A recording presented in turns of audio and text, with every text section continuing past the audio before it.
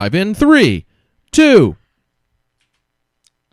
Hey there, welcome to The Horrible Show, the editorial video game podcast from HorribleNight.com. It is Tuesday, March 12th, 2013, coming at you live from Twitch TV like we do every Tuesday night. I'm your host, Justin Lazy. Seeing how long I can make him hold this smile together, Josh Lee, what's up? Nothing, Justin. What's up with you? I want to go ahead and talk to Ethan Moses because he makes me more comfortable. That's because he's not in the room. Yeah. Hey, guys. It's real good to be here.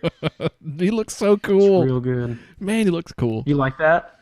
I feel like his look? I've been working on it for like the last week.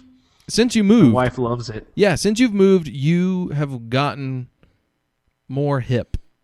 Like cooler. You're dressing what's better. Happening? See? You got See, style now. Like it's gradual. Like I can't control it. Like it's like a slow mutation.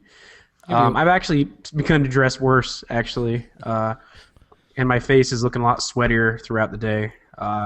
So, but thank you for the attempt at a compliment. I'll take it. Yeah, at this rate, he's going to be wearing hemp by the end of the show. I'm covered in hemp, dude. You can't see below the waist, but it's a full like hemp like pantsuit like below this. Like it's tie and everything. I just have it covered up because I'm real cold. But yeah, real good. And I got a hemp cardigan. It's actually drying right now. But yeah, I'm real into hemp. Germany loves hemp, man. It's big industry over here. Take off the hemp pantsuit. Put it on the dresser. Oh. Tonight's topic, we're going to be talking about the sacred cows of video gaming, but before we get there, game industry shout-outs. I almost made a cow noise, and I didn't. Don't worry, Josh has that covered. But do you? Yeah, but good. do you? Thank you, Josh. Ethan, do you have a game industry shout-out? Yeah, actually, I want to talk about a cool-ass game that I saw on Steam Greenlight, and actually, we were just talking about it in chat. Darkwood, holy cow! Steam Greenlight is hit or miss as of late, and we've been talking about horror games and that kind of stuff, and we said, hey, in the indie scenes where they're coming out of, and this looks to be a combination of a variety of different games that we all love. It's got a little bit of Don't Starve in it, a little bit of Project Zomboid, and some just real dark, real dark setting, a lot of cool light effects, it's creepy as shit. Does it have any game elements from games that are fully out yet? Or is it just emulating games that won't ever be out of beta? Well, Don't Starve will be out. I hope so. Yeah, I think you're soonish. Right. Yeah, this game has a chance to come out before, when I first saw it, I was like, oh, those are similar elements, but it has a chance to come out before those games come out, so we can say, hey, we were original at this point, though. But no, in terms of atmosphere, like, holy cow, like, from a top-down perspective, it's tough to make a really scary game because you have, visually you can see a lot more, but they've kind of taken care of that with, vision lines and light and stuff like that. But, dude, it looks cool as hell. It looks real, real awesome. I'm pretty fucking excited about that. This game did look really good, but I have a question. Why was that generator talking to him? I think it has a little bit of that Lone Survivor, like, kind of feel to it, like that kind of, there's like some craziness going on. Has he just gone nuts? Like Ash nuts? I get that impression. Like I get like there's some lunacy going on, because it also looks like as you get scared, you start to kind of hallucinate or whatnot too. Like you get a little bit. Yeah, there were symbols in the top for like there was a screaming person in one picture. On one indicator, and the other one was like a eyeball that was like held open. I don't know, it was, yeah. It looks like bad things might happen. Question from Chad: is it multiplayer? No. Okay. Yeah, I don't think so. But it's got roguelike elements and stuff like that. I mean, a game like that's not going to be fun multiplayer. No, yeah. I think that might be single player is the best way to experience those kinds. Like Silent Hill. Yeah. Like you wouldn't want to play that multiplayer. Like a bunch of your pals, like 20 people. Like we were talking about that with the Secret World. Like you were playing it was supposed to be kind of tense, but there was like 20 guys like all jumping around doing the same kind of mission. Any release date, or is it sometimes when they show up on Steam Greenlight, they're actually available next Thursday. Elsewhere. Oh, wow. No, I don't know. Oh, you ass. Yeah, no, I don't know. They said it's in pre-alpha stage right now. Yeah, so I don't think it's anytime soon. Well, I don't know when that update went up on their website, but that's what it said. Yeah. Cool. Looks really good. Yeah. I'm glad you tweeted or whatever about that because and then I put it on my radar. I have a thing. I have a little radar, and then I put game names on it. I wish I'd watched the trailer so I'd know what you're talking about. Does it? Quick, get Josh Lee. He's got a radar. No, wait a second. Now you got to know about this radar. It's not. It's not useful to anything else. He's drawing a radar. This is. And wait, where is it on the where is? Oh, that is phallic. No, not that drawing. Oh, sorry. That's the other. That's the other Darkwood drawing. Okay. Okay. Can confirm. Hey, Josh. Yeah, what's up? What's your game industry shout out?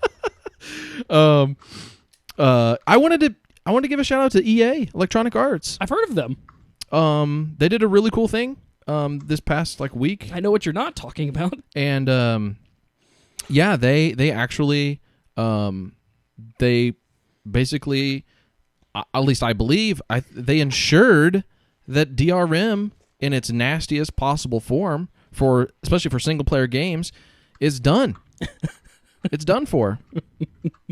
So thank you for that. This grand test. Yeah, they got rid of it. They made sure that taking beloved franchises that are essentially single player games, adding on a couple of small multiplayer features, but making it required to be connected to their online servers just to play single player and to save your progress was something that would completely fail if the servers went down at launch for extended periods.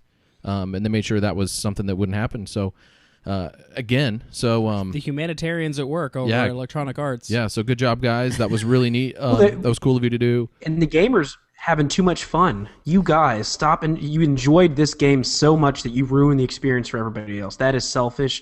As a gamer, I'm sorry. We're not paying enough for games. We're not buying enough microtransactions. I get it, game industry. We're really fucking up, and we're gonna do our best to make it up to you, EA. We really will.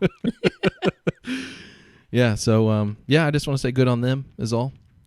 So it's just cool that that's just one more thing we don't have to worry about going forward, and I think that's great. Mm-hmm. I mean, and Ubisoft did figure this out already, but EA doesn't talk to them or pay attention to anything they do. So. You needed one of the other ones to really. I mean, they paved the way with this kind of thing of how follow in EA's footsteps and. Yeah, I mean, they kind of had to demonstrate that they had to almost act like, "Hey, we figured that out. We figured out the solution to this." They almost had to. They were basically showing off. I think basically they couldn't just give Ubisoft the credit. They're one-upping Ubisoft. Mm-hmm. Yeah. Well, they're a competitive in bunch shittiness, over there. the shitty one up. That's great. That's a new thing. It's new. More like a two it's down. Innovative, And then Blizzard's over there saying, "See, it wasn't so bad." Yep. All right, oh my god. Do you have more to say, Ethan? Do we want to talk about it? No, it just makes me so sad. We are in a world where people literally do not learn from others' mistakes, and not just minor mistakes, gigantic, huge mistakes. The world's going to end not because of EA, because it's just a video game company, but holy shit, dude! It's oh, we figured this out. Peace, to make peace, we can't keep shooting people and fuck, man, just be smart. Why aren't we in charge of shit? Put me in charge. I'll fucking make a game without any DRM. It'll be single player, but multiplayer. You won't even need an internet connection with my game. It'll be nuts. It's a new thing. But it's multiplayer, no internet needed. No computer needed. You play it in your head. The only thing you need is some acid. I know these games. This is you're talking about Space Giraffe right now. I'm working on it, aren't you? So I don't necessarily want to talk about it. Yeah. But I just want to say, you know what? No. Glass half full is what I'm trying to say. Look at the bright side. Good for you. No more negativity. I need to come out and admit something though. I did pre-order the game the day before. Yeah. Well, you did what? I pre-ordered the game the day before because I wanted to have it loaded up for when I got home that day. So I feel like I contributed to the problem. Good job. Your fun. Your quest for fun. Did you guys both have it? Just real quick, No. Josh, did you? No, I won't. Did you write it off before all this? Well, the city size Yeah, was a huge issue for me. and it is for everybody else. I did almost like the thought that went through my head is like, do I want to get this or should I just go ahead and buy SimCity 2000 again? Right. Because maybe that's really what I want to play. Yeah. There are a lot of mods for SimCity 4 that apparently make that game really fantastic. And actually still looks pretty good, too. You can't follow all the Sims from their house to their job back home and then figure out, if they're happy or not. Did you ever care about that in the first place? Probably not so much. No. I didn't care enough to finish a game of Sims, so... Yeah. Yeah, I mean, can I lock them in their bathrooms until they die? You can't do that in SimCity, so... Gosh. Therefore, I don't care. Well, if you had an online connection, I think you could. Yeah. It looks fun. It looks fine. It looks. Yeah, but it was... After this, I'm definitely... Did either of you guys play Cities XL? Maybe. I was also hearing that. But I know people that have, and they say looks nice. It's got good graphics. Well, I think SimCity looks nice. But, yep. Okay. All right, fair enough. My shout-out goes to Ken Levine. Some more background information about the canceled BioShock movie came out here this week. Just that he was kind of the guy that put the axe to it in the end. Originally, Gore Verbinski was on board to direct this movie, and they were giving it like a big $200 million budget. It's going to be rated R. It seemed to be in line with where they were going. And then the article I was reading attributed the kind of the lackluster launch of the Watchmen movie, contributing to the studio getting a little bit nervous about doing a big budget rated R film. So they cut the budget, and then Gore Verbinski left the project, and basically Take-Two asked Ken Levine, like, do you want to continue with this? And he was the one that said, nope. So always interesting to see how those projects go from... I mean, that one almost seemed like it was a sure thing. You attach a big-name director. They had them... The studio was behind it. But it's kind of interesting that the call was actually... The game developer was actually a part of that decision. So I still hope that they do a BioShock movie and kind of wonder maybe if they'll try again with Infinite, and we'll see what happens. But it was kind of a curious one because I thought they might have had the right people in place, and it still fell on its face. But maybe he should have more say in other video game movies. Maybe they should just ask Ken Levine, should we do this? Nope, no. Probably shouldn't. Very few video games that I think that... BioShock, I kind of thought it was kind of a risky endeavor. I don't know. It's such a fantastical setting. It would be expensive to do that and do that right in a movie. It's same with BioShock Infinite. Not that I would not go and see those movies regardless, but those are pretty risky endeavors. But I think those both have really good stories that the mainstream audience would really like. But again, if you can't do it right, don't fucking do it, bros. Yeah, just back out. Pull out. Yeah, okay? If you can't half-ass Rapture, basically would have been the problem. It would have been it would have come across as the CG Resident Evil movies. Isn't this just really it's just a horror movie with a twist at the end. It's basically an M. Night Super Saiyan, whatever movie. Super Saiyan. Whatever. Are we talking about Dragon Ball Z or are we talking about Signs? Whatever that guy, I can't remember that guy's last name because everyone always says M. Night, Shyamalan Ding Dong or whatever, and now I don't know his real name because everyone butchers his name. Is it M. Night Shyamalan? Is that correct? No way, that sounds right. Because now I don't, because you're right. Yeah, that sounds right. Shyamalan? Shyamalan. Lara. It's Lara. Larry Croft. Larry Croft. I feel like we should pay someone money every time we... every time a Larry reference. We got to put money in the Larry jar. Give me all the food. Those damn kids don't need any of those cookies. What we're talking about? Anyways, it's a twist film. That's what it's. So we don't want to see it. Come on. If it was you wouldn't want to see some. I think I'd like to see that. I've watched. There's magic and there's dudes in suits. Yeah. Okay. Sure. How about just like Big Daddy's House? Oh shit! Make it a comedy. With Martin Lawrence? No, Queen Latifah. Great. He'll play all the roles. Moving on to horrible shout-outs. What on our site has had your attention lately, Josh? Oh, so Justin, you did a thing. You've been streaming a ton. First of all, I've been playing. That's cool. I just like that. I'll just be He's streaming all over the internet. Yeah. Look out! Hope you got your firewalls up. So you, man, you were streaming Game Boy Advance games the other day. I thought like, holy shit! Look at technology where it's come. It was cool. So, Metroid Zero Mission, the GBA Metroid 1 remake, which it's like Super Metroid Part 2 because awesome. it plays just, I loved that game, and I just hadn't even thought about it in a while, Yeah, Go ahead. Go ahead.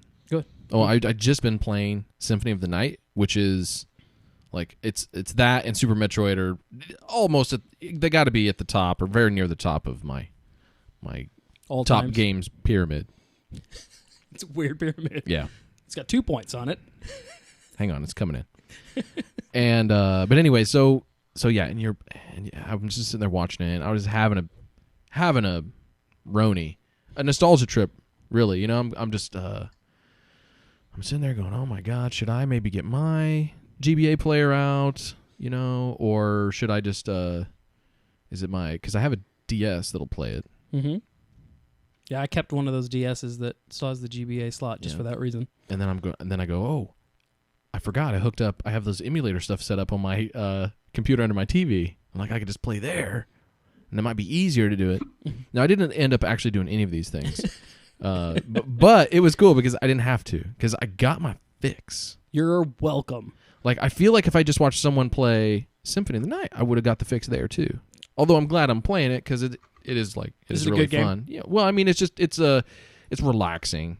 I know where to go. I know what I'm doing, so I just get to go through. Because I'm not that good at a lot of games, so I'm pretty good at that one. You said it's also a good hangover cure? Yeah. I never thought of it that way. Yeah, because I don't have to think about it. I just do it, and I don't really Symphony ever of die. Night? Yeah. Man, I could have used that on Saturday. Where were you guys at? So yeah, it was just a cool thing. Like, we need to play more old games. Yeah. It was just relaxing, chilling. Because I basically have been playing with streaming hardware from my office back home and ordered our little video converter that we used for the marathon to play retro games. And I was kind of like, I've got one. What do I want to play? And my first instinct was play Nintendo 64. And after 45 minutes of testing, I determined my Nintendo 64 is broken and it can't output a video. Sad. So I was like, well, I'll play some GameCube because it was sitting right next. That's in my old Nintendo box. You can see how I'm really playing this out. And then but I had to dig past the Game Boy player to get to my GameCube, and I was like, oh shit, I bet I can stream some GBA games. And I have a pretty big library of GBA games that I have not played for a while. So, and then Metroid seemed like the right fit, and it all came together. And I put up a highlight video of it, but I kept getting a kick out of the fact that, like, I thought, especially in these games when I'm playing the first time, I like to, if it tells me to go right, I will go as far left as it will let me go. And I kept thinking that I was, breaking this game or outthinking it. And every time I thought I got stuck, you could see the little thing that went through their QA team. Like, no, you need to put a block that comes back. Some of the best level design. It's so good. I was appreciating it every screen. And the other big thing they did with that, I love these screens. Great God screens. damn it. The other big thing they did with Zero Mission was to kind of break up the pacing, or to, more than the original. They incorporated these mini bosses that kind of, this worm that basically trails you throughout the game. Because there's a lot of backtracking in this game, and even when they added new sections, you can't really avoid that. So every time it felt like I was backtracking, that worm would show up and it'd take a little break in the action. Which was a nice touch. This was after Fusion, right? When they made this, yeah. So because they did that in Fusion a little bit too, Mm-hmm. but they got away with the lengthy cutscenes and stuff. So I'll be doing more retro stuff. Let us know what you want to see played, and I'm sure Josh will jump in as well. So. Yeah, man, it was just it's a good time. I just need to. Sometimes you just need to feel good. Oh yeah. You just want to feel good. Oh, feeling good's good. Right. We want everyone at home to feel good. Yes. That's our whole fucking goal, dudes. Yeah. We don't want to bring you information. We want you to feel real good, especially down in your troughs. You know what I mean? Like real deep, real deep good. You've had a horrible night. We want you to have a good day, like a really great day. That sounds like a pun. Really great day. I'm disappointed in you. Sorry. Hey, Ethan, my shout out goes to you. Cheap and Dirty Gamer, one of our weekly stalwarts on the site. You're continuing to play games I've never heard of. I don't really know what your selection process is, but can you walk me through Cleansing? Because it sounds like you took over some supernatural beast and laid waste to villages of people. Is that kind of right? Yeah. It was weird. It was a game that was made in a game jam. I forget which specific game jam. One of the it was. Ludum Dares. I think right? maybe it was Ludum Dare. Okay, so it was made in that, and I always am attracted to those games because being at a game jam, I'm kind of like, okay, let's see what other people have done. And so you get into it thinking it's just a game where you're supposed to eat everything, but there's actually kind of like a moral type compass that you could steer in either direction. And I mean, I have a hell beast. Okay. I mean, I put it the hell I had the helm of a hell beast, and apparently it looks as if you're supposed to just eat and kill everything, but in actuality, there's something else going on. There's a twist. It wasn't a very long game at all, but yeah, it blew my mind. You don't expect that kind of stuff. I mean, that's super short game though. I mean, that was the only disappointing part, is I was hoping there's gonna be tanks. And was this on Newgrounds, or was it just you just downloaded from the it was on Newgrounds. Yep. So I'm kind of dipping between Newgrounds and Armor Games at this point. You keep finding interesting games, and I just don't have the patience to sort through that library. So I'm always like, I think I always expect you to come back with the Steam Game of the Week, but you never go that route. You just you just pull something out of the woodwork. It was Cheap and Dirty Gamer was Horrible Deals of the Week, and that took like way too long to put together, mostly because of the customized pig drawings each week. But Cheap and Dirty Gamer, like it was just kind of like the deals and stuff. But there's so many. I mean, there's so many free games.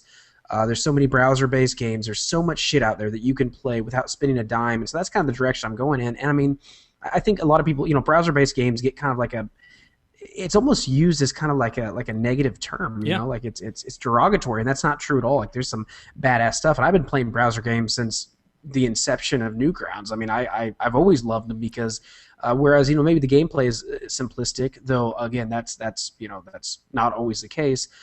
There's always something cool going on with it, and people take chances, and that's where the future indie game developers come from. As they start Newgrounds and they go from there. And actually, Ian Stalker, who did Escapegoat, actually has taken his games and put them onto Newgrounds in recent times. So I mean, it's kind of cool to see that happening as well. So definitely big market, but my Cheap and Dirty Gamer for Thursday is awesome. I'm very excited for it. I'm looking really forward to this one. I kind of want to stream it. I don't know what that may happen because it's good. It's basically my layover until Trials comes out on PC, which is happening, I think, at the. Is it going to be better than your Monster Truck Trip 3 or whatever that game was? It's very similar. It's very similar to it. I'll give you a little preview. Very similar, but it's BMX bikes. I mean, BMX truck. Bikes. BMX. It's going to be awesome. Yeah. Hey, there was a new, on a related note, there's a new game on Steam that's a BMX game, right? No, that's motorbikes, dirt bikes. You're both making me depressed because a couple weeks ago when I was on my big GOG.com kick. Motocross Madness? Yeah. Can't find it anywhere. How the hell do I get a hold of that? Come to Josh's. Come down to Josh's. Shelf. It's probably on his shelf. Oh, man. I think I have Monster Truck Madness 2. That's okay, but as well, not 2, but as well. But it doesn't shoot you like a cannon back into the stage when you go too far off the screen, and that was my favorite feature of Motocross Madness. Yeah, that was pretty good. That's why I like the game. You could just play flat out and launch yourself out of the car at any time, basically by hitting. I almost bought that. I was like, okay, they don't have any motocross games. Let's just look at these old school racing games. So, Ethan, what's your horrible shout out? I just wanted to shout out our Super Gaming Best Friends last week. Real good show, man. We had a real good show. Thanks. I love us. Like, I really like us. Like, I'll watch this show and I'll be like, I can't believe that's us. Like, we're doing a really good job. We're real charming, all of us. If you haven't shared us with your friends, do it now. Even if they don't like video games. Well, if they don't like video games, they may not like the show. They'll like the first 20 minutes when we don't talk about they'll video like games. the first, the bullshitting sections. But yeah, man, I just feel like we're on fire. I'm feeling a lot of love from you guys. He's I love masturbating the right chat. Just love everything, man. But what I love the most was the Tomb Raider Photoshop that Justin put together. Because the show is good, but what I'm really getting at is the fact that I always get really excited to see those. We all do a little bit of Photoshop, but Justin has an uncanny ability to make he keeps me on my toes. He keeps surprising me, and I had a good laugh. I think it almost rivals the Company of Heroes Photoshop. That's probably the best quality one. Yeah, that one is the best one. That's the one that will end up on my wall at some point. But I also liked the Sebring in space was really good. What was that? Space Cougars. Space Cougars. I don't remember what game we're talking about, but it was Space Cougars.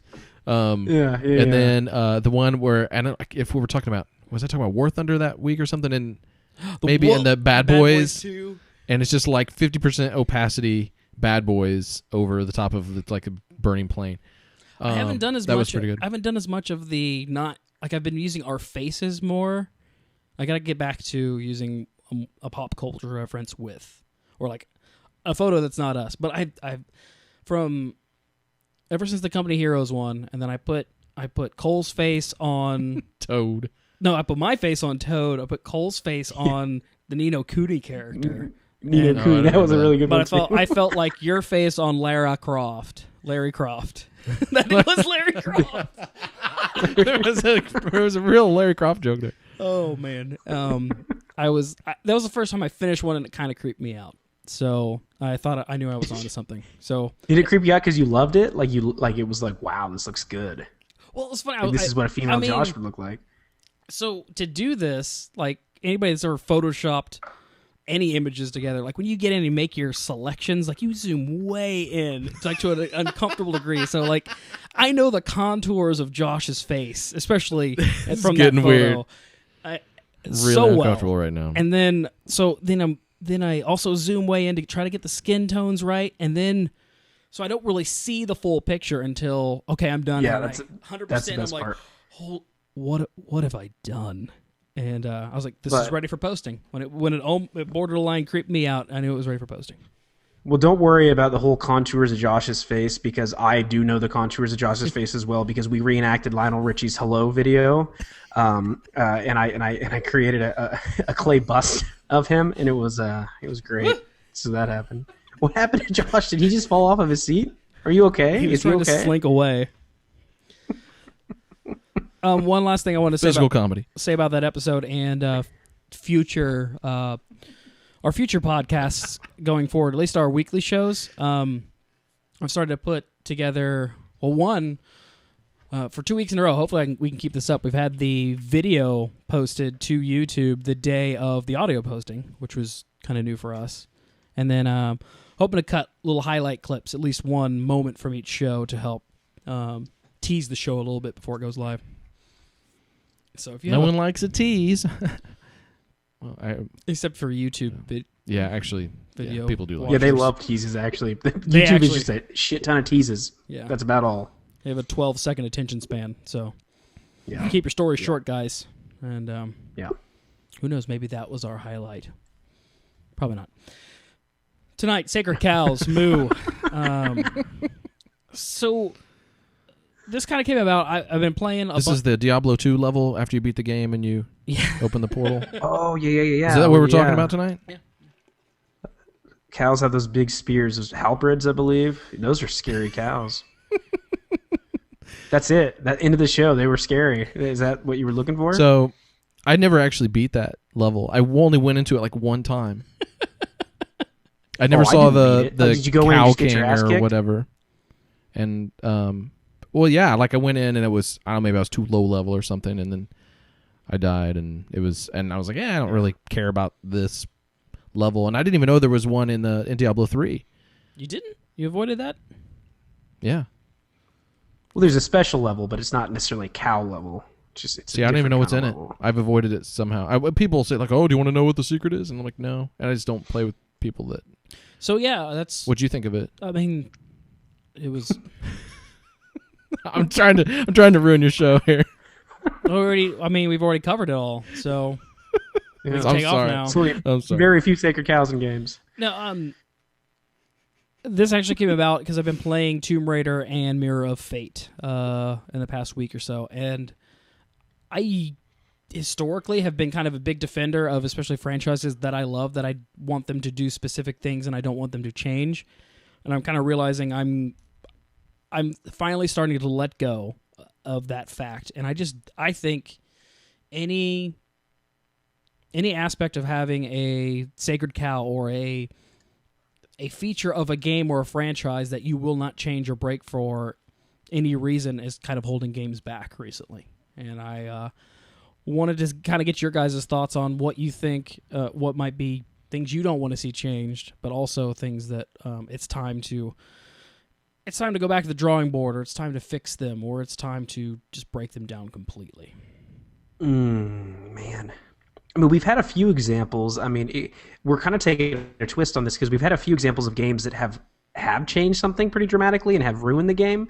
So, like when you mentioned this, I mean, it really kind of took me a moment to really kind of scratch my head and think about it. But, I mean, can we say genre? Like, can we talk a quick genre to throw that out? I don't think I don't think it's just characters. It's kind of where I was starting, but I think genres, franchises, just like those lines that that developers are not crossing for whatever reason, and should they or should they not cross them? So Okay. What do you think needs to be crossed, or what do you think should never be touched? Where were you going? Oh man.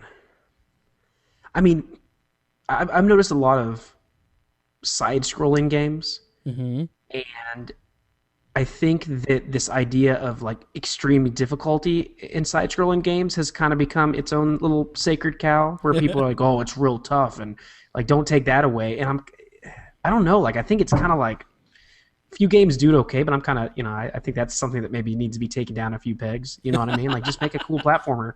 Like give me like we just talked about Symphony of the Night, but give me something along those lines. Like instead of making a platformer or side scroller that's about difficulty and jumping around and shit, give me something cool like that. Like that's maybe something that could kind of be switched up a little bit. And that's going to be a very broad example as like process some other ideas. But, I think that's just one coming off the top of my head. I think there's always room for it, but like maybe you look at games that like if they made a Super Meat Boy 2, would it be beholden to difficulty first, everything else second type of thing?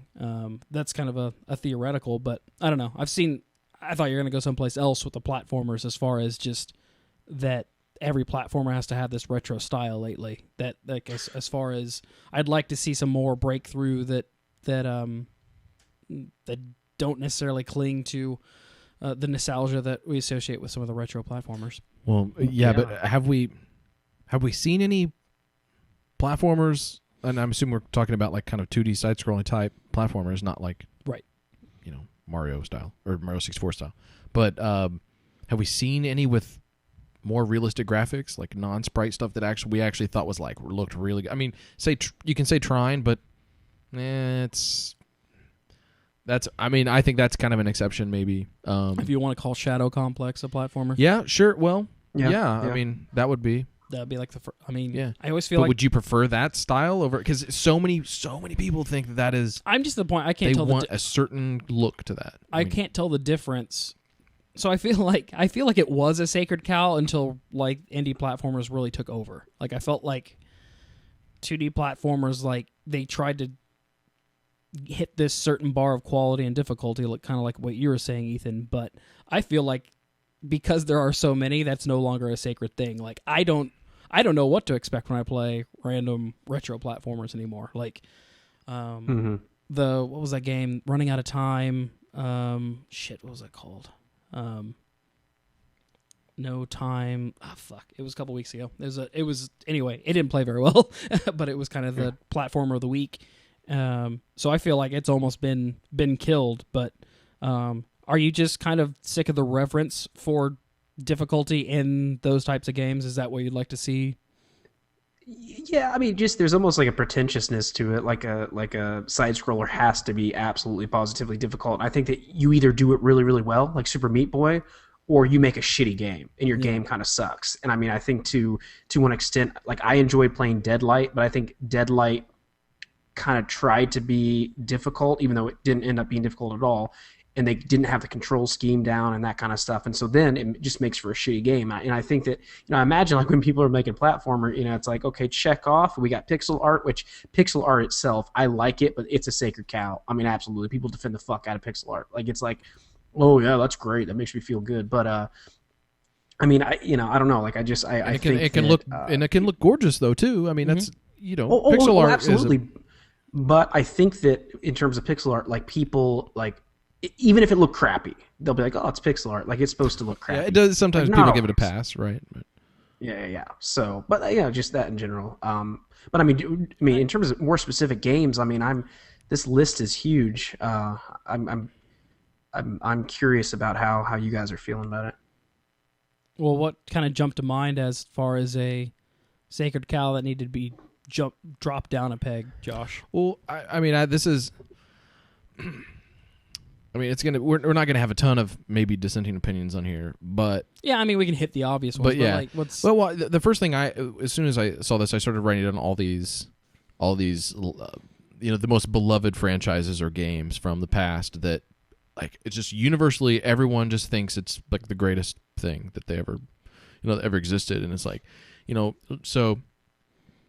Not that judging any of that stuff by today's standards is fair because it didn't come out now. It's not like someone's trying to get you to spend $60 on, whatever, but Fallout 1 or something like that. But, so I don't know. I don't necessarily have like a lot of games where I think that everyone else thinks it was like the best and I didn't or something like that. But, I think of like Earthbound is one of those. Which I saw for $286 this weekend. And and people jizz all over that game. Yeah, I have been known to do that. Like people are people are crazy about that game. But like how many people have you ever met that said like I didn't really like that game? I mean, I played it like once. Like it was a rental or something. Like it was never a game that I didn't looking at it. I didn't think it looked that great. I played some of it or whatever. I saw some people play a little bit and I was like, I just don't. It was the first game I remember. It looks fine, I guess. Getting fined for was I turned it in late and then I immediately rented it again so I could finish it. But I agree. Like that's a series. That's different in that. I guess when I started this, I was thinking more of the sacred cows that keep getting new games, but they're not changing very much, or they're scared to change very much. But this one, they haven't been able to do. I mean, they've done a couple sequels in Japan, but they haven't touched it to the point that it's got this legacy in the States with its crazy fans that you can't speak ill will of the game. It's like the perfect Super Nintendo game. Yeah. To so many people. And it's funny because I remember playing it. I thought it had a lot of flaws, but even those get diminished over time in my brain. And I think that's that's one example of how this reverence starts. And I think one example is the game's coming out all the time, or like it had this one kind of one-hit wonder ness to it that I don't know how you release another Earthbound game at this point. It isn't going to do well for Nintendo once it does happen over here. Yeah, so Nintendo... Yeah, right. Yeah, and Nintendo, I think, is guilty of this. I think has always been over the years. Like this was a thing where, like all their big franchises, they were afraid to make a lot of changes. And when they do branch out, they could have, like, Other M was not received well, but Prime was. So that was like the first time where. Prime was like one of the biggest departures they've ever really done. Right. Like Mario going to 3D was a big deal, but it worked. It worked pretty well. Judged by today's standards, maybe not so much, but like it's just really landmark game from the time. But not to pigeonhole you, Ethan, but I mean I feel like Josh and I. Well, I'll speak for myself first. Like I said, I recently broke away from the idea that it's okay to change this stuff. Like I think Nintendo bred in me that no, you have to keep giving me more of the same and a little bit bigger and a little bit better, but the same at its core. That was the only way to do these, and that gave your franchise, that elevated Nintendo franchises to me over everything else. But I also realized that I was essentially brainwashed as a kid. These are great games, but I wonder the fact that I was kind of underneath that spell for so long, and you grew up more around the Sega platforms. If you had that sort of reverence for your classic games, I mean, I don't think really, because I just feel like I played so many games back in the day. Like there was never a game that I felt was like untouchable. And like, so I see you've got Sonic down here, and Sonic was, the Sega people's Mario there for a while, I guess. And to me, unlike Mario, for some reason, Sonic just like the sequel to, like Sonic 2, you throw Tails in and whatnot, and then you've got Knuckles eventually. It didn't feel as exciting as like maybe what Mario did. So to me, like with Sonic, I was like, okay, whatever. Like they're gonna do all kinds of wacky shit, and they had to. Like with Sonic, they had to, because in my opinion, it was kind of a one-trick pony. Like once you got over the whole speed aspect of things, you kind of had to go to the next step, which was Sonic Racing or Sonic not being Sonic and shooting a gun or whatever they've done with that nowadays. So I mean, to me, classically, like I can't think of anything that really needed to change or did change.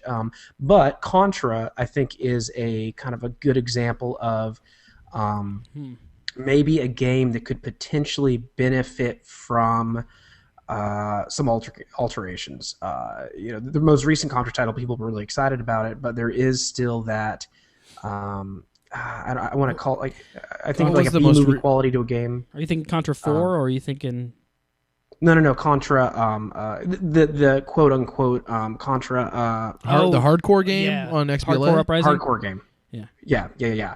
I mean, people really like that, but I mean, again, still maybe, I don't know.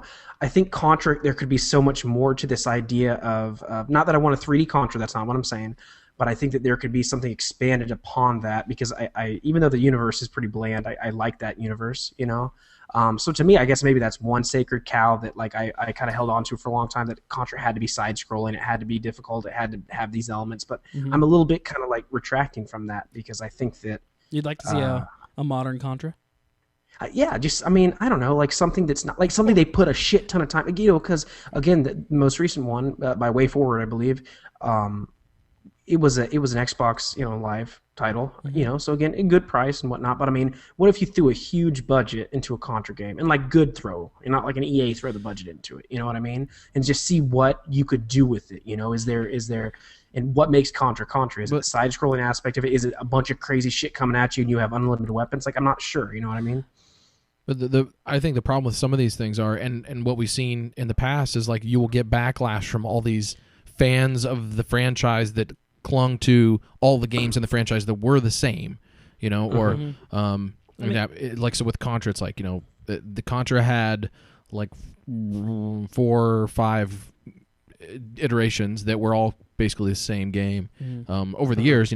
Contra 4 being like maybe the most recent, but I never really heard anything after that game. After Contra 4 came out, that was the DS, the DS game, and I never heard anything either way. I mean, I'm assuming it wasn't busted, but I also didn't think it was great. It was super old school, and so if you were wanting another Contra or Super C or whatever, Contra 3, then this was your game. I think, speaking for all of us, I think that's what kind of annoys us, is that we think, like, all these fans think they know what they want, but most of the time they don't. I mean, here's a new Contra game, and kind of nobody really did anything with it. Nobody like championed it after it came out, and that's where coming off of a start of the year where I've played basically 3 reboots at this 3 reboots, and Devil May Cry, Tomb Raider, and Lords of Shadow is still a reboot of Castlevania, and so I'm getting the first one, the 2D, and like really enjoying them for what they are. But I also feel like that I knew they were reboots. I knew they were trying something new, and I think the backlash to Devil May Cry surprised me the most. One, I didn't know just how hardcore of a fan base those games had, and I think I said it before, I was done with Devil May Cry before Devil May Cry 4 came out. That I was like, how are you making another one of these? Oh, and then they announced the reboot, and I was like, yes, you do need to do something new. And I guess it just stuck out in my head. I was like, if they had just made his hair white from the beginning, they wouldn't have gotten the backlash. They wouldn't have gotten half the backlash that they did. I still think once they got into it, people would have still picked it apart. But at the same time, I've had a blast with all three of these games, and they're some of my favorite experiences. Well, I mean, it's a short year, but I think these are going to hold up.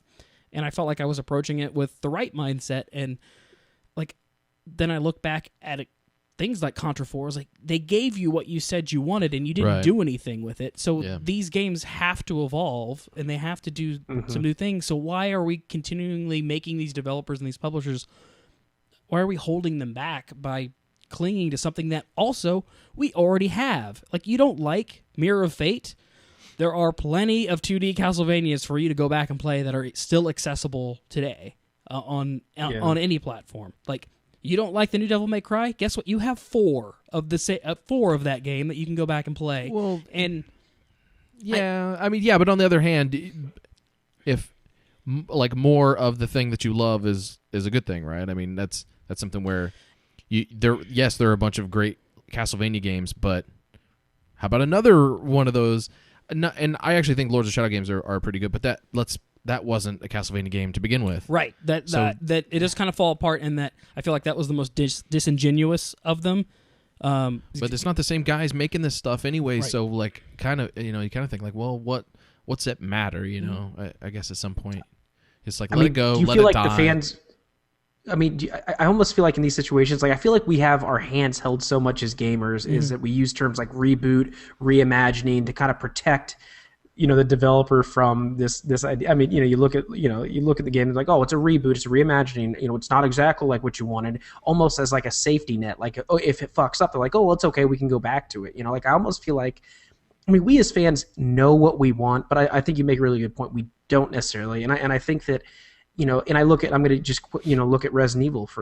I look back and I'm like, oh, I really wanted the survival horror. I wanted that, that the controls and whatnot, but I don't think I did. I do. It had to move forward, but I think there's a happy medium between like altering the game and just, filling the game with shit that wasn't. It needs to be good, to be, first of all, though. It's got to be And that's the confusion. I mean, I haven't seen, like, when these things change, they change so dramatically. I mean, I'm trying to think of an example of a franchise that's made kind of an alteration, but not so much that it doesn't completely change the whole package. There's also, Fallout, the original Fallout series versus the new Fallout series. I like both of them. I thought that reboot was appropriate because that's what you need. Isometric, an isometric turn-based shooter, that wasn't going to satisfy enough people. But I think the changes they made satisfied enough people to bring it into the new generation. However, there were still people who were like, I want an isometric Fallout game. And they probably wouldn't have been happy with that either. You know what I mean? So I think there's a few people out there that just, I mean, when we talk sacred cows, I mean, these people will kill you if you get too close to that fucking. Don't milk that cow. Don't cut it up. Don't serve it on a hamburger.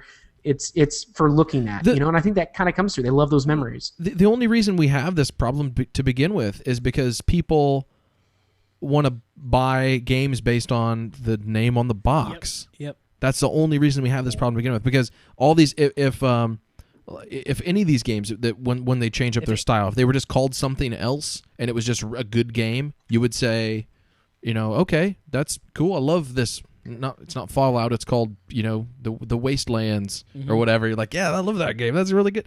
And no one would bitch about it not being what they thought it should be. I think, and that's on everyone. That's on us and that's on the publishers. I think the best example, chat just brought this up too, is just look at XCOM recently, as far as the revealing that. I still wonder how much of it was planned, but revealing that first-person shooter, and just seeing the uproar around it, but also also seeing how much people care about the franchise. Kind of had to renew a little bit, and then they pull out the strategy title, and it covers most of the bases, but there's still a hardcore group of people picking that game apart when it was like, we tried to give you what you wanted. Well, they made a more accessible game, which would, by the sales metric, would say better. But that shooter I think for us, like the question that popped in our heads when we saw it was why. Yeah, too drastic. Why are you doing this? Like you're trying to make so you're banking on this name from a franchise. Like this is the thing I don't get is the revival of really old franchises, which you're probably your main demographic doesn't give a damn about. Like why are you doing this? Like the people that actually care about the franchise are going to be pissed because you're tipping the cow over. So why? Like, I mean, what are people thinking? Well, who's making that decision? Going, what we should do? Something that's going to piss a bunch of people off, and then something that the other people that aren't pissed aren't even going to care about. Let's do that. Like what? You're an idiot. Why? I didn't get that the XCOM shooter. And apparently they figured that out that no one got it. So, which is really good. Yeah, because I was really nervous about that because I was thinking because there is also that feeling that like changing a game too much is going to kill your franchise, and so you'll never have another opportunity to have that second chance. And again, going back to Resident Evil, like I kind of got that feeling after. And I haven't played Resident Evil 6, but just how people felt about it. They're either going to have to completely reboot that, or you may never see another Resident Evil game again, and that's kind of sad too. Despite the fact that is something that needed a little bit of a shaking up. And so I think with XCOM, when I panicked when I saw XCOM because I remember the good old days.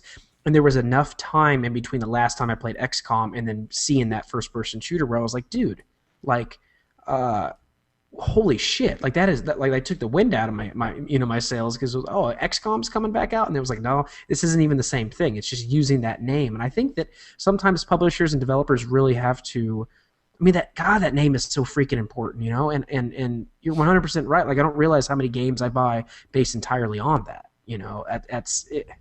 Sickening. We're such consumers, man. We should break out of the mold.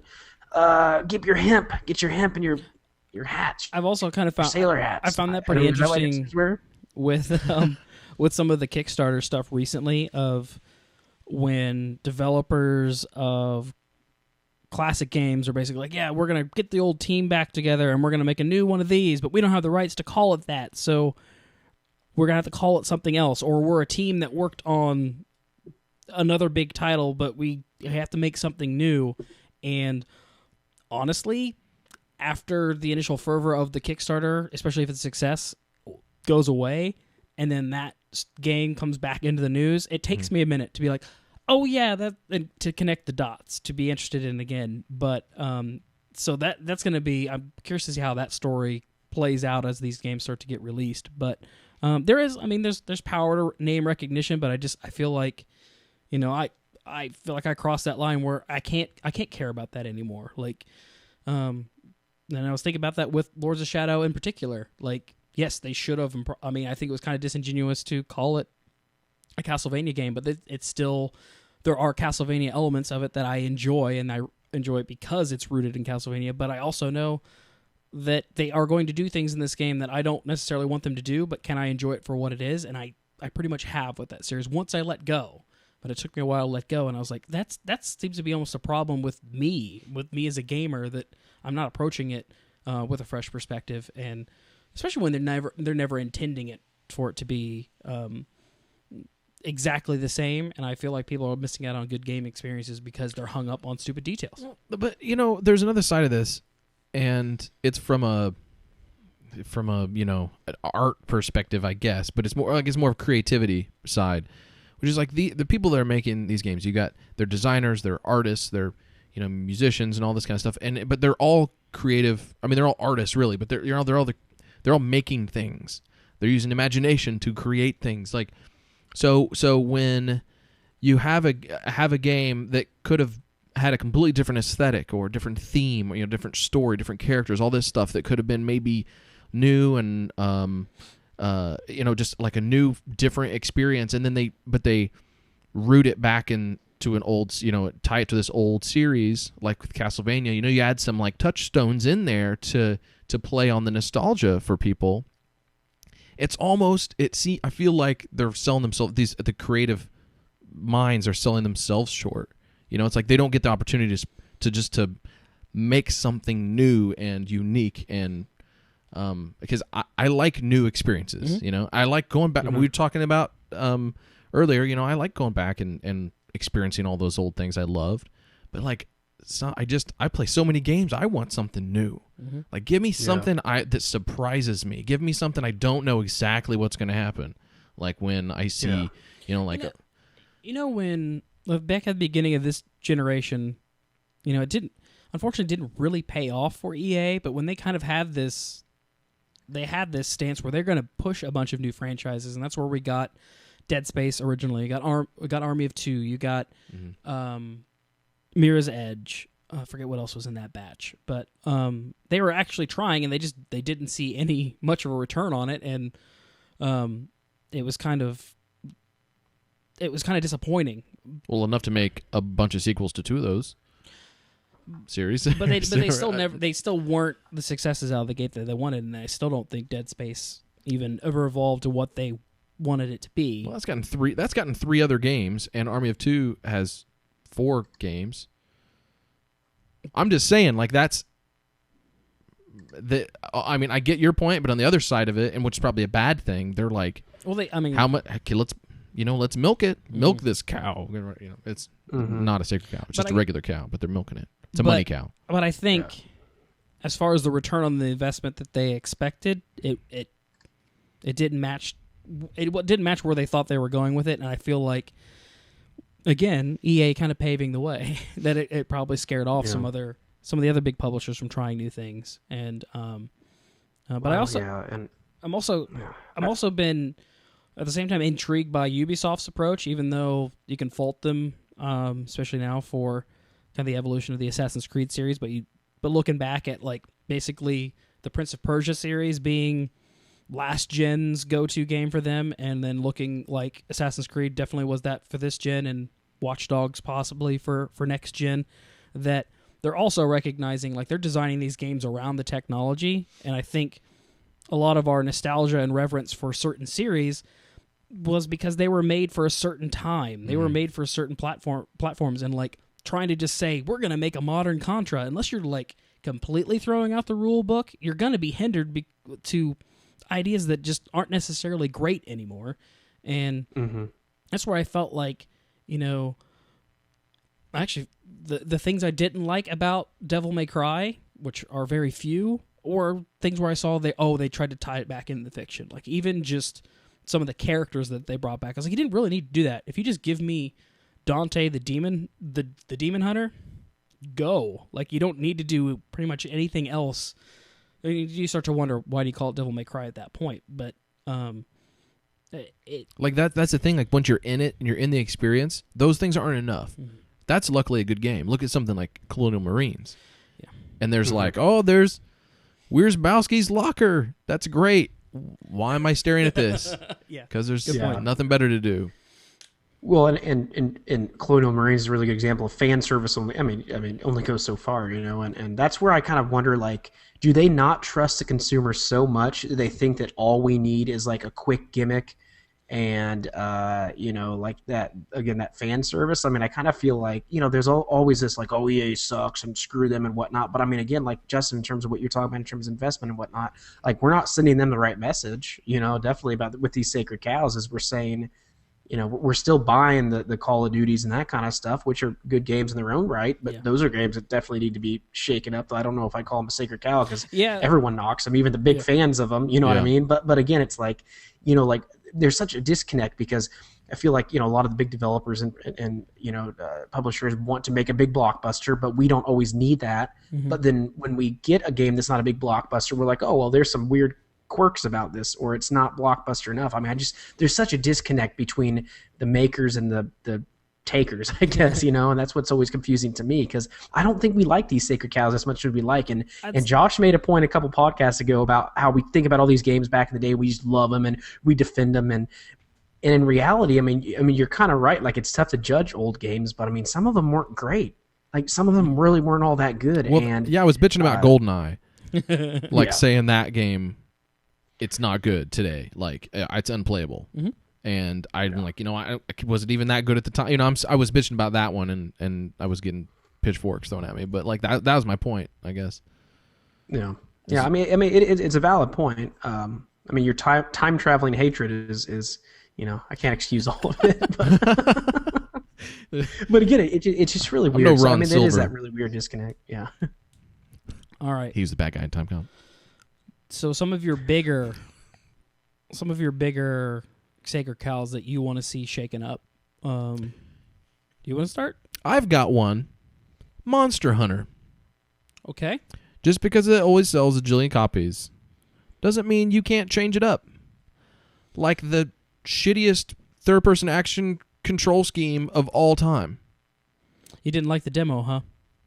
It was the same control scheme they had on the people came up with a carpal tunnel inducing hand grip for the PSP just to control the camera. Because you couldn't just like hit a button and just lock the camera to the thing. You had to manually move it with the D-pad, but you got to move your guy with the left stick. On the 3DS, now the full version, I guess, has Circle Pad Pro support, but you still got to move the thumb down to the buttons to attack and then back up to the camera. I will say I didn't have that problem on Wii with the Pro controller. Okay. Because I downloaded the 3DS demo and I was like, my hand was cramping. I was like, this is not fun. But they have a camera lock button. Yeah. And you can't. But it snaps too, but it doesn't stay snapped onto it. It doesn't lock onto it. Like you tap it, so you have to keep constantly hitting it to. That's just. I'm like, what the hell? That's just bad design. But they won't fit. Like they won't change it. Like why won't you change this? Just completely throw the control scheme out the window and redo it. Like you care with all its other quirks. Well, you know what? It's like the core concept of like just the hunting and crafting is it's maybe a little antiquated, but it's like it's fine, you know. I see something like Dragon's Dogma, and I see a lot of ways where it could probably improve. But I still think that like just in general, but the control specifically, but just in general, like that's something that like just Capcom does not want to touch. They're just afraid to do anything with it. Like it's okay. Just go ahead and tinker a little bit. Keep the formula. The formula is fine. People like the formula, whatever. But just why is that like a thing? So the other side to that, I mean, there are certain companies that and Capcom is, I mean, I say this because Devil May Cry was fun for me. They are trying different things, and I wonder, like, when I look at something like Dragon's Dogma, which I think we still are surprised by that game even exists. That maybe that started out as, I mean, you look at how Devil May Cry got its beginnings. Originally, it was supposed to be the new Resident Evil, and it evolved to a different game. Yeah. And then maybe Dragon's Dogma was at one point a new direction for Monster Hunter or had ideas for Monster Hunter, things that they didn't incorporate into the game. So I guess I feel like there's still, each company's going to kind of have their things they won't touch. And so I cannot see them doing that, but I think we might be getting some... They want the Western audience. There's only one way they're going to get it, and like long term. And just even if this one sells well here or well enough, like, hey, that's not bad. It meets or beats our expectations, which maybe are low for the West. Like that. Even then, like, you know, what's it going to take? Like say with the Resident Evil series, 5 was real hit or miss with people. 6 was real miss. Like they know, and Operation Raccoon City was a big miss. Like so, then I wonder if after 5, if they could have seen what was like what they needed to change, and they just were like blind to it. Like, or like at what point do you go, maybe that wasn't? Maybe let's not keep doing that thing. Because it was funny that we all kind of talked ourselves into that. They understood the new direction that Resident Evil was going with 5. Like, okay, we're like, there was a lot of conversation with our group too of we're accepting this as an action series. Okay, so let's just because 4 did that so well, and yeah, and what's that? Those controls actually were pretty poop in 4 still, but it was just otherwise it was a pretty well made game. Yeah, I mean, in some fashions it was kind of a reboot for the series. They continued it. because you can look at that as two different trilogies, but they ended on such a flat note that they didn't get why we were okay with the new direction and why we're still playing and still behind it, and the audience was growing. So that was kind of frustrating to see. But that series is built on nostalgia, though, to begin with, I think. I mean, but they seem just like there's a lot of times where they just miss what we actually liked about the games. Like I see that they were like, oh, okay, so people like Resident Evil 4 a lot. A new control scheme. Okay, let's go with that. But there was also a little bit of action in Resident Evil 4. Let's increase that because that's more than likely what people liked the most was the action. And they weren't zombies. 5, and then they're like, and the zombies are not as many zombies. And then they're like, oh, 5.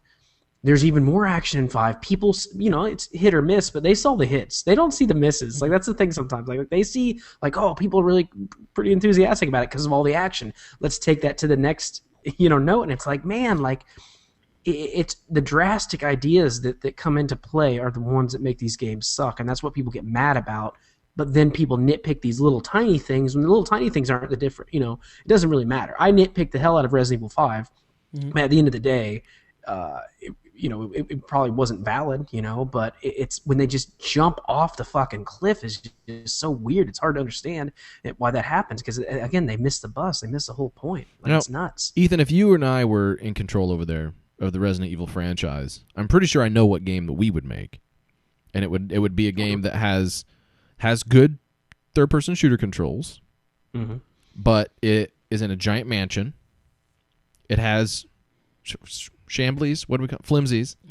Flimsies. Yeah. It has traditional zombies, but it stars Barry Burton. Mm-hmm. And you could have co-op if you want. It's optional. That when you're not playing co-op, there's no AI dude there, and the second player is also Barry Burton. Oh. And he's like Nega Barry or something, and he's just like he's got black vest. Larry Burton. yeah. Jerry Burton. Yeah, let's make it terrible in an awesome way. Resident Barry. Yeah. It's like, if we're gonna drive this into the ground, games. we're gonna Barry Hazard. Do it in a friggin' monster truck. Yeah. And trucks. What would be great about that game is if you were playing by yourself, but then somebody jumped into your game, they just crashed through a window in a monster truck. That's how they're introduced. Like a dog jumps through one window, and the truck comes in another on the opposite side of the hallway and smashes it. Josh, what if Halo 4 got rid of the Warthog? I wouldn't have played it. Yeah. Sacred trucks are entirely... cow. Trucks are... warthogs are the sacred cow of the Halo series. I mean, Halo is another one that... Yeah. Yeah. They just added sprinting. That's interesting in that I think we were all prepared for it to go in a new direction. Like, we've wrapped up so many trilogies this gen that... I think we were all ready, and we talked about this. Like when they did the little E3 thing, like, oh shit, what's going to happen? Where's he going to go? Like, we were thinking, we hoped that it was going to be a completely different game. It's the same main character, but it's a completely different game, and that is not what we got. It was a totally competent Halo game, but it was absolutely just a Halo game, and I think that's like so disappointing. Like. So afraid to mess with the formula. They could have. Yeah, but that's one. That's one that people would be... Like, there's certain games you can tweak, and I think Halo's an example of a game that, like, you can't touch. I don't think you can touch that until literally it doesn't sell. I don't know if they can now. Like, it feels like if they were going to... Those missed opportunities, that's the frustrating thing. Oh, I think after 2, people were locked into Halo. Like, they released the RTS Halo, which I don't know exactly how well that did, but I mean, I like the offshoots. Like, that's your testing phase. You know what I mean? Yeah, I like to see more of that kind of stuff. Like, jump over here, try it out. People don't like it, go back. Yeah. I mean, give us that opportunity to not like the reboot and then go back to our original formula. I don't think there's anything wrong with that. I saw an article today. I think it was it Kojima that was talking about how he's expecting or would like to see pilot episodes or pilot demos of new franchises for the next generation before basically before they throw millions and millions of dollars behind this to like test it out, because we also mentioned and put it in what front of Double gamers. Fine's You mean? doing. It sounded like it, yeah. Like, or at least like get it out there because I mean, Just these like Double games, Fine, that's a really great idea. Like you see, like, oh, this is a game I'd be interested in, and then they can rate that based on that. I don't know why they don't do that, man. I mean, they do. I mean, they have fucking amazing. They have their own ways to test things, but like before, not even investing money, like the amount of time. I mean, these games are all 2, 4, 6 years in development.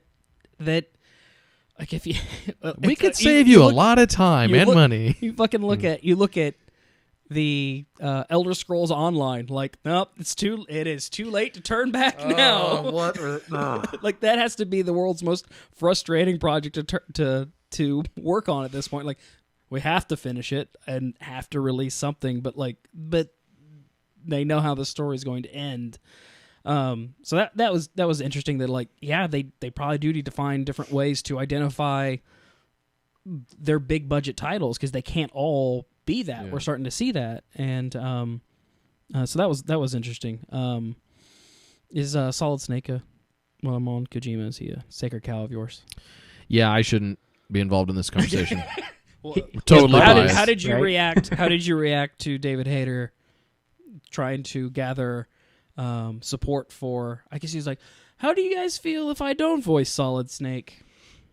Don't make it Solid Snake. Yeah, there's no point. Chat's been talking about this for a little bit here, but the franchise, the elephant in the room for me, is The Legend of Zelda. Yeah. Because every time I play a new Legend of Zelda game, I keep thinking they're going to change something up, and they historically haven't, and they've been historically still great games, but I think as Skyward Sword wore on, it just that formula becomes so paper thin by this point that Twilight Princess was the same way. Oh, or worse. I mean, Twilight Princess for me was I literally could identify what phase of a Zelda game I am in, and I'm like, nope, I don't want to go through this one. Like, I don't want to do the now you're gonna make me go backtrack through the entire world to gather this thing, so then I can go fight the end boss. I was like, no, I'm good. I trust you to know that I saved Zelda. It'll be okay. Yeah. And they're, supposedly working on another Zelda and talked about changing it up more than they ever have, but I wonder how much that will come to fruition. But that's the big one. Especially, I guess, as much as I love the Hyrule Historia book, it's interesting just to see everything kind of brought together. I was upset that they had a timeline, or they put out a timeline. The magical thing about Zelda to me was that it just kind of did have this little hero template, and these are all unrelated games, and that trying to bring them all together is going to hold them back in the long run. Well, that was catering to a vocal minority, which was dumb. Yeah. Don't ever do that. That's dumb. Because it had a template that allowed them to do anything they wanted, but now, like, if they, without completely rebooting it and throwing that out the window, I feel like Zelda will always be restricted to a certain definition, and it needs to evolve, and two, I want to see Nintendo play in that space. I want them to get outside of their comfort zone, just because they're at their best when they're trying something new for the first time and trying to make it better, and they've fallen into, with their major franchises, just being very safe with them. What would you even do to Zelda, though? I mean, take Link out? Like, I don't even know what you would do. Like, that's one that I feel like they're in the deep end, and to pull back, you basically have to wait till everybody who'd ever played Zelda died, so they don't remember it, and then you can introduce a reboot. Like, I mean, I see that there's a lot of games like that. Like, no one should have any memory of it, because if they do, they're going to say it wasn't. This isn't the same. Ever too perpetrated. much difference. Modern day Link. Cyberpunk. He's like Cyberpunk he's an steampunk Link. He's an edgy suburban teen. Cyber steampunk urban Link. He should wear the exact same outfit, though, because I see people wearing outfits like that all the time. The leggings, the belt on the shirt. I mean, it's mostly girls that wear stuff like that, but I mean, why not? I don't know. I don't even know what you do to Link. That formula is, you're right, that is so I would feel weird if it wasn't, like, if I didn't expect to go to a dungeon and then find a tool that would help me throughout the rest of the dungeon. Like, I wouldn't know what to do. I'd panic and probably just quit playing altogether. They just they've been just chasing Ocarina, I feel like, for the last several games, and I mean, and they did a couple of handheld games that were kind of. Well, one of them was very much like Link to the Past, right? Mm-hmm. And then they had they've done some spin-off stuff. Like Zelda 2 was a spin-off. I mean, that should have just been a different game. I actually didn't like it at all, but it was just too hard. I wasn't good enough at games, maybe. But and then I loved the first one. Loved Link to the Past. Ocarina was great, and then I didn't like Majora's Mask. I didn't really like Twilight Princess. Skyward Sword doesn't interest me at all. But were you okay with Majora's Mask? Like as far not as a not for you, but like I feel like that's the biggest departure they've tried to make. Yeah, and I respect the attempt there, but it was just. So what we're saying that might actually go over maybe better today, like that kind of game. It shouldn't be Zelda though. If they wanted to sell well. I kind of got spoiled in that I liked the DS's place in modern gaming, in that they could still do my retro Zelda games and my retro Castlevania games the way I wanted to, but they could still experiment with their bigger platforms. And unfortunately, I didn't expect them to just fall into the 3D Zelda template like they have, and so they really need to break away. And I don't know what fixes it. I mean, obviously, I would want it to be more Western and embrace more of an open world setting to it, but I don't have that solution. It's not easy, but I was just kind of think like when you point out Zelda 2, it's just like I want a Super Mario Brothers 2 moment from a Nintendo franchise. Like, what? And Verdian in chat was mentioning, which I really liked. Verdian in chat was mentioning Mario Sunshine, and I kind of came down on him that that didn't go far enough. That was a little bit different as far as Mario enemies, but essentially once you got into the levels, it's still a 3D Mario game. Didn't have enough bikinis to shoot that water gun at. But yeah, I mean, Mario 2 was such a departure because it wasn't supposed to be a Mario game. But like,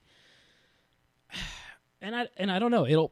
When they do that, it will probably get such a severe backlash that you'll need some time away from it to realize whether or not it was any good. Like, I can't even say that I won't be biased when some of these changes happen, but. Hey, Doki Doki Panic wouldn't have been on the cover of Nintendo Power issue 1. But I kind of wonder too. You mentioned Mario 64 and Ocarina. Like, since we haven't had that technology shift, that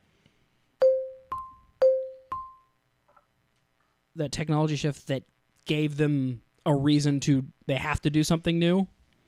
That I think that's why they've kind of gotten a little bit complacent with just keeping on doing what they're doing. Yeah. I mean, are there certain games that we're at the point right now that can be retired for at least a longer period of time? I mean, I think that's something like people want to avoid so much, and those games make money. But I mean, looking at when you've eaten too much of anything, and with me it's mashed potatoes. If I eat a lot of mashed potatoes, it doesn't matter what you do to spice those mashed potatoes up. You can put bacon bits in them. You can put cheese. I'm still a little bit tired of mashed potatoes, so I have to step away from mashed potatoes and think about, again, why did I like the mashed potatoes? And by that time, maybe my taste has come back, but maybe I want tater tots. That's the difficulty. It's potato-based foods is the big difficulty here. I'm tired of corn. I want hominy. Exactly. There's something along those lines. I had that last time. I've got a question for you guys. When you talk departure and looking at Mario versus Mario 2, like, are you talking control? Like, what is a bigger departure? What is more intimidating?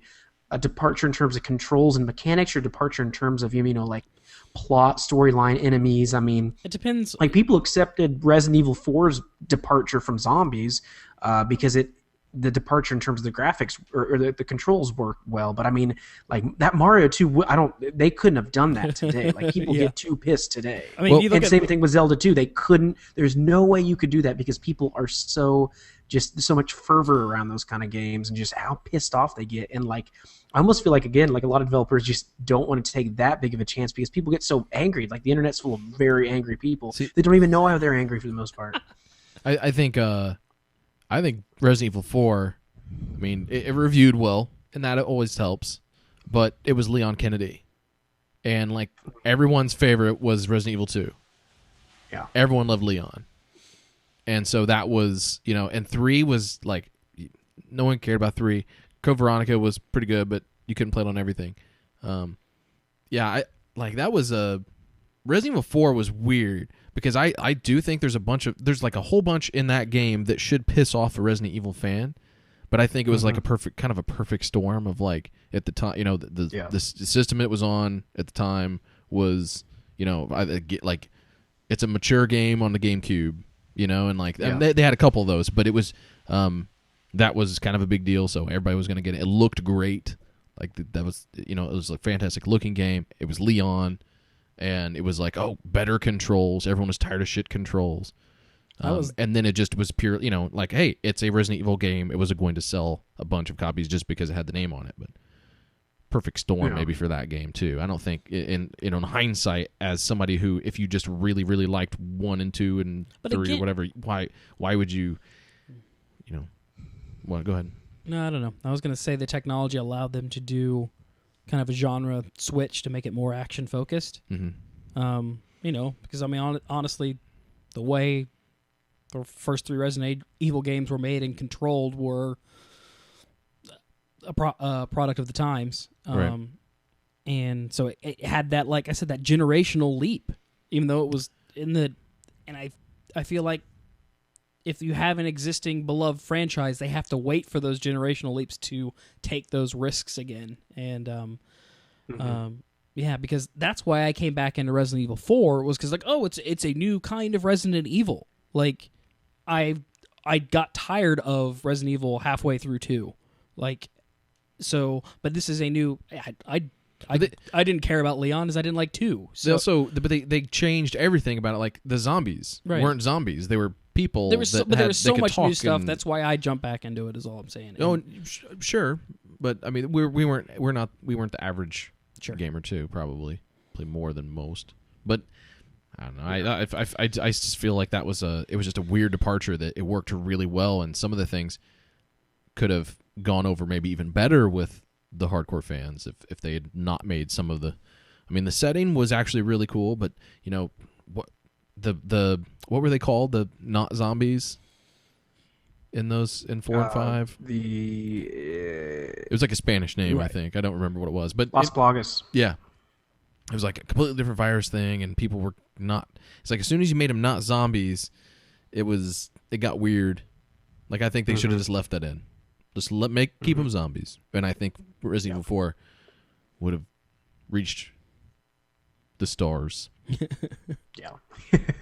Are there any, switching gears a little bit, are there any recent games that you feel they need to change gears before they get stuck? The one that jumped out to me was Uncharted. Is because as much as it peaked with Uncharted 2 and then Uncharted 3, even though it was still a great game, there's such a defined Uncharted template at this point that it needs to be broken up a little bit, or all Uncharted games will be this, and they will see that or don't make another one, which is also okay. But that was the first one that jumped out as far as you're going to start making 4, 5, 6, 7, 8, 9 of these if you're not careful, and they're all going to be roughly the same. And we need one more. We need one more Uncharted. We need the Last Crusade of Uncharted games. We need like that one that's just. But that was 3. No. You know what I mean. You know what I'm talking about. You don't need the Crystal Skull, is what you're saying. Yeah, that's what I was worried about. No, I guess you don't want to go back for the Crystal Skull. No, the thing is, like, it's about the character, and it's a certain formula that I don't think you can really change that much without making it not an Uncharted game. And if it's not an Uncharted game, I don't care. It's like, do you care about the character that much to do something else with him, like a dating sim? Wait, actually, those games kind of already have. Yeah, I would play that. But yeah, because he didn't choose the right. No. But would you play an Uncharted game that didn't have Nathan Drake as the main character? Like, why would you want to do that? I don't know. My answer is no. Just make it a different franchise. Yeah, because that's where you get into the Lords of Shadow problem. Like, I like playing a Lords of Shadow game, but it's not a Castlevania game. Right. Like, reboot it. But at a certain point, you do call it something new, because you're just going to weigh it down by tying it to all these things that we don't. And I wish, and I know it's impossible, but I just wish they'd sometimes they could communicate that side of it. That this would have been like, I wish Konami somehow could have said Lords of Shadow is inspired by the Castlevania series or something, but not have it in the name. Yes. Wait, I got it. Map Compass Key in the chat. Yes. Just gave me an idea because he was talking about how much he loves Sully. I would take one more Uncharted game that was not of the regular formula. Nathan Drake dies. Oh. Sully goes after them for revenge. It's a revenge flick, basically. I thought you'd do the prequel where you're playing as No Sully. tombs. No. See, no, because that's just another freaking Uncharted. I don't want that. I don't want to jump around in tombs and shit. I want like just Sully hunting dudes down in like Tomb jumper. An attack helicopter. Yeah, sure. They need to reboot everyone. the 50 Cent series. That just popped in my head. Uncharted Where you play 5, as the helicopter. Blood in the Give sand. Jay-Z his own game. That would be fun. He made an NBA game. Oh. How about Ice-T? He was wait. Has he was had a in- game? There was an SVU. He was in Gears There of was an War. SVU game. Damn. He's in Gears of War. Ice Oh, yeah, he Cube? was. Ice Cube needs something. Ice Cube. Anaconda, the game. Do it. Wait, was he in Anaconda? That's the sound of money. Are you talking about nothing? The Jennifer Lopez I know. Anaconda, not the subsequent ones. Any other? Not boa constrictor versus anaconda or shark octopus. Snakes versus modern planes. games that maybe need to change it up. Rage. That's not. There's nothing. There's Just not a sacred kidding. cow. anyone. That does remind me though of an interesting way they bucked the trend of having a sacred cow was the history of Quake and how Quake 2 just accidentally became Quake 2 because the internet called it Quake 2, whatever, and now they can make a Quake game and it can have one of two flavors, and I just think that's kind of funny. But yeah, I don't think they care about Rage to that degree. I think what Rage to me represented was not a sacred cow in terms of a franchise, but a sacred cow in terms of, hey, apocalyptic settings. Everyone loves those. This will be good, you know? And I mean, I think that in and of itself it could be a sacred cow to people because people love the apocalypse. But again, I've talked about this. To me, Doom 4, the idea of Doom 4, it hasn't come out yet, but talk about modern games and talk about how, you know, BFG was received and what Doom 4 would be like. That I think that is a game that definitely has to change some stuff up, and that's one that makes me nervous because I have in my mind what I want them to change up, but I think they're going to do the complete opposite.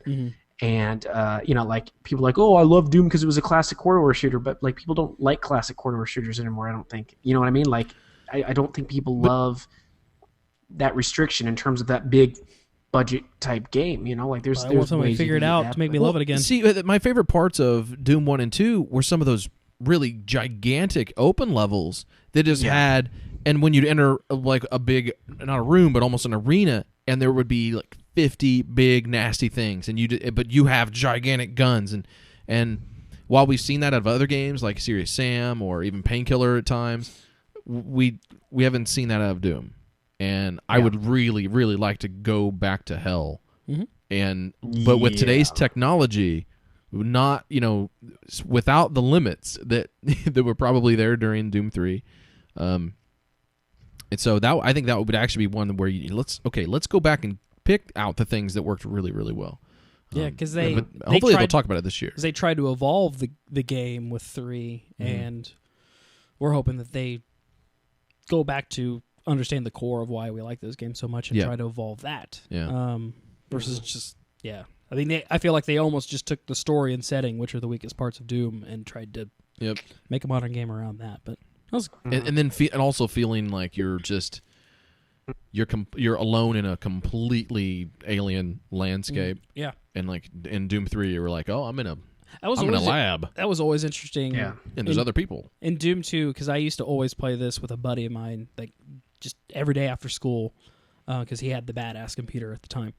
And we would just play that game endlessly, but it was always with a friend. And then sometimes, like, I was over at his place, I have to be home by dark or whatever. But sometimes, you know, it'd be a weekend, and I'd stay the night, and he would go to bed early or something, and there were just these isolated like half-hour periods where I'm playing Doom 2 by myself, and it's kind of getting dark out, and I would start to realize how atmospheric the game actually can be and how alone I felt. When beyond that, I was just playing it as God mode, unlimited ammo, and just obliterating everything. But there's like, wait, this game's gonna kind of creep me out, and super messed up. So. Yeah. Oh, and they need to bring back Bobby Prince to steal some more metal music. Nice. I would settle for Sonic Mayhem doing the rest of its soundtracks, but that's a personal favorite of mine. Yeah. Any other? You alluded to the apocalyptic setting as being a sacred cow they need to give it to. Any other genres or like, I don't know, game features that you wanted to throw out there, Ethan? Oh man, I mean, obviously first-person shooters, that's one that needs it. Not that it's a sacred cow as much as it just like the whole. I guess maybe to bring that down a little bit more is the modern military first-person shooter. Do something with that Call of Duty series, that kind of stuff, because they're not going to be. I think Call of Duty Black Ops 2 was the last time they could get away with that formula without doing something rather drastic. I mean, I think that's what do you like well, if they do it again, that. I think people are going to be kind of peeved about it. I never did see how Black Ops 2 sold. Is it still down from Modern Warfare 3? I don't remember. Yeah, I agree with you that needs to be shaken up, and it's just like, I don't know. I mean, I am excited, and I hope that Destiny or whatever Respawn's doing breaks through to give us something new and fresh that the mainstream can kind of attach itself to. Destiny sounds great. Like that sounds like something cool. Like, you're not ever going to get away from the mechanics of the shooting. No. No. But the more like Defiance is another one like that kind of like, okay, so now we're taking this cooperative multiplayer, but the mechanics of the first person shooter, but implementing it into something bigger and better, which excites me. I just don't want to walk down a corridor like just straight down anymore. That's fun. I like that aspect of it if it's in short, but I really like to be able the expansion of this idea, being able to explore a little bit more and just big scale, like just like you said with Doom, like those big rooms and a bunch of shit happening. That feels good, and not being shot down that that little pipeline. Well, I think these are a lot of just technical limitations that will hopefully be alleviated with the new round of consoles, which a lot of times do dictate how the PC games are built. But I think we're seeing some of that now. Destiny looks like if it actually delivers on the stuff they're talking about doing, that's one that'll use today's tech to completely change the way you look at a shooter. But I think PlanetSide 2 does that right now. I mean, they're actually using real twitchy shooting mechanics, but they're doing it on this huge scale. Then I write something to you about that. Like, I was like, oh, looks like Bungie's. That's what they're trying to do. They're trying to make their own PlanetSide. Yeah. And Although the narrative stuff with that and the way you interact with other people is going to be a lot different and could maybe even more compelling for a lot of people. It depends on what kind of game you like. That's what I mean. Like, I guess, I think whatever the sacred cow of the moment of just like the most popular game needs to be broken down, and I want to see something new as the thing that we're getting tired of that everybody's trying to do. I want to wrap this up as far as call out your own sacred cow. You can either go with something you don't want to change or something that is very personal to you that you do want to see changed. You know what? You mentioned Solid Snake earlier. I don't think the Metal Gear games are really ever good at what they try to do gameplay-wise. The story is really, really stupid. And I love every single one of them so much. I don't know why. I can't explain it. This is obviously my thing. I'm actually pretty excited to play the full version of Metal Gear Rising whenever I get around to playing that. That looks really fun. Like that's and I hated Raiden. But this is the kind of spin-off where this is really the Barry Burton game is kind of what we were talking about earlier.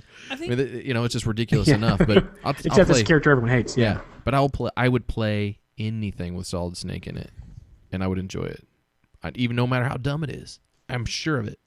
I know. I've done it. I think there are a lot of game universes out there that we're ready for just episodic content within those universes rather than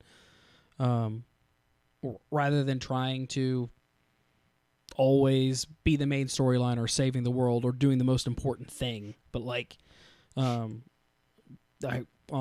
the Giant Bombcast, they were talking about that with where does Mass Effect go from here? Like, no, I do. I just want to experience more stuff in that universe and not necessarily feel like the universe's future is dependent on, who I'm about to have sex with. So I would like to...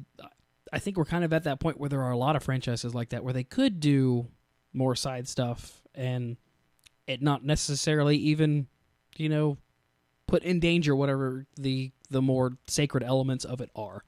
But if you're gonna go straight up Solid Snake, I was like, yeah, more. I was playing the demo for Rising. Yes, I'm open to more games in the Metal Gear universe, but I don't necessarily give a shit about. But it's like really tying in Solid Snake anymore. Well, but even that universe is really dumb. Like the PMC thing, I thought that was stupid. I didn't. That was like my least favorite part of 4. And this is that setting.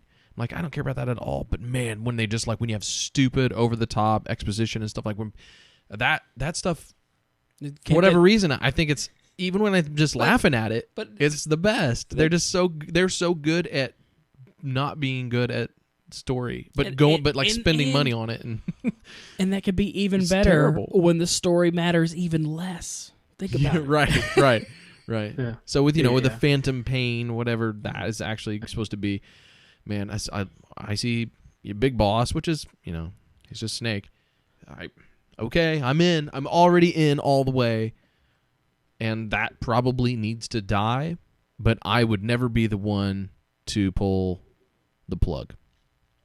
So you guys have too to close. do it. You're too in. You're too invested, man. Yeah. You can't. You've got to do it for me. Gotta have somebody else.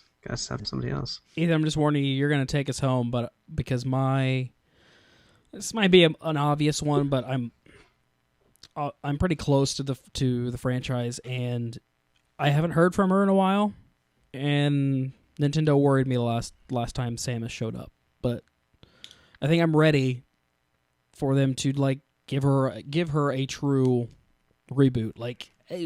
Didn't Other M try to tie into some of the overarching story, and I just especially with a game that is rooted so far back where they've had to retcon so much anyway to make any of it really form together. Let's start fresh. Tell me why she's a badass bounty hunter. But see, I don't want to know. That was my problem with Other M.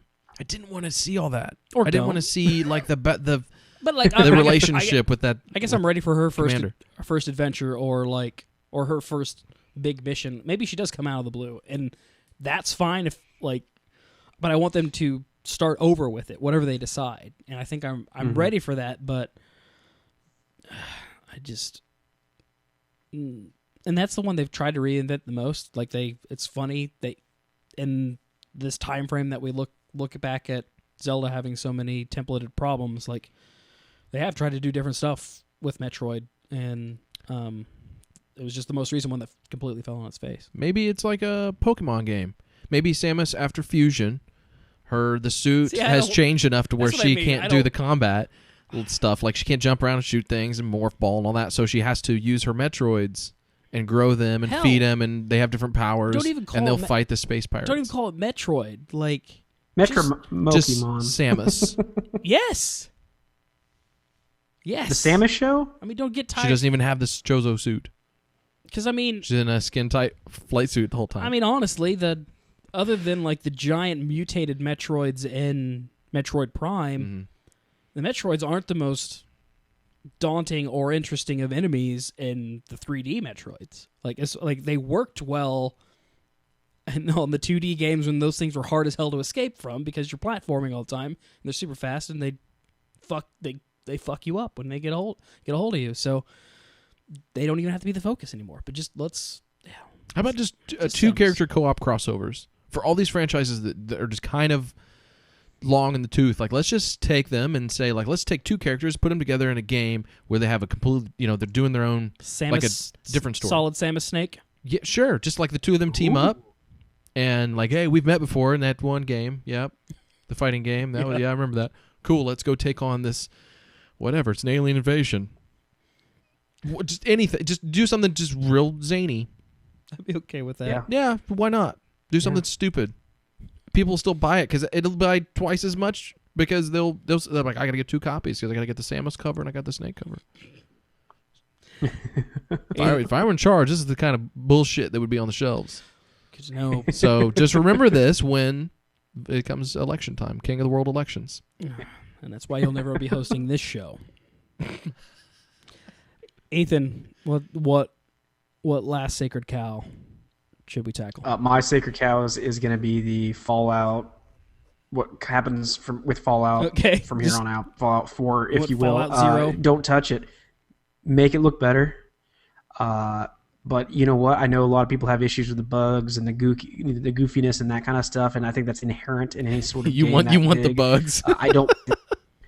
Not that I want the bugs. I'd love not to have bugs, but don't change it to prevent the bugs if it's going to change the whole aspect of the game. Because modders are going to fix the bugs anyway, so whatever. Like it's going to get resolved. But I don't want them to lose sight of the fact that it's just so giant and so much shit could happen that that someone's going to fuck up. Someone's face is going to melt in front of you, and that's fine. Like, I'll take it, like I wrote like a while ago. We're talking about Indiana Jones again? Just take all the cool things from Skyrim and put it into the new Fallout game, and we'll take it.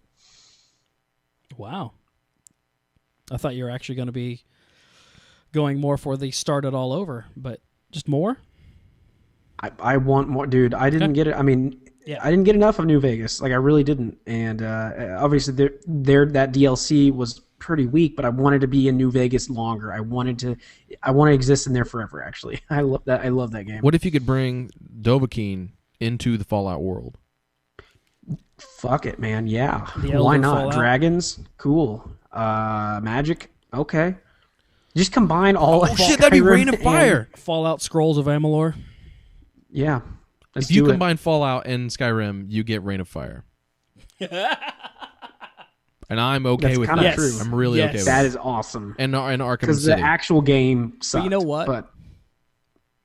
What? I want to meet, as I know they exist, I want to meet the fans of Rain of Fire that would be upset. You ruined it. Damn it. Larry was a big fan. He loved Rain of Fire. He was a huge Rain of Fire fan. That's what got him through the apocalypse up until, the incident. He's a big Matthew McConaughey fan. Yeah, huge. That's going to do it for our Sacred Cow discussion. Let us know which other Sacred Cows we've missed that we need to take down a notch, or which of our potential new ideas for your favorite franchise offended you the most. Getting out of here with HorribleNight.com updates. Actually, we just had our first event in a while. Went to the Louisville Arcade Expo with Coop. I believe their website is arcaderx.com. I've got a photo gallery up on our Facebook page. You can kind of see the highlights there, and we're working on combining some of the video walkthroughs that we recorded while we were there, so more's coming on that. And then we're kind of on the lookout for our next event, and definitely need to do something around Indianapolis here coming up, so we'll keep you posted on how our plans evolve there. And other than that, continuing to pump out daily highlight videos on YouTube, and trying to, I think Ethan and I'm going to set this out there. By the end of the month, Ethan and I will have a streaming schedule up on our Twitch channel, so you can get some sort of general idea of when you can catch us playing online. And then hopefully by the time we do that, we're going to have more than just Ethan and I streaming on a regular basis. So Twitch TV should be active. I know on Thursday nights, midnight Eastern time, I'm going to be streaming sex games. Okay. All right. We got that on Josh's own Twitch TV channel, but I won't tell you what that URL is. And then the site's performance has been a bit wonky the last couple weeks. Things are continuing to improve.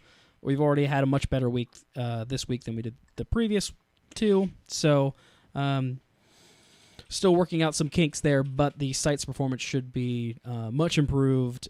Just bear with us a little bit, and should coincide with the return of a handful of our writers that have been a little MIA lately.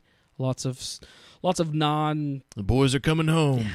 lots of non-gaming life priorities have popped up at about the same time, but you'll start to see some of those familiar faces again. And that also includes our guests on our other podcasts on every other Tuesday, Super Gaming Best Friends, still rotating through our other writers on Horrible Night, so you can check in and see what they're playing. And so if you like The Horrible Show, those weeks that we're off, we're actually doing Super Gaming Best Friends. So swing by and check us out. We do those shows live every Tuesday night, and hope to catch you then. For everybody in chat, you've been awesome.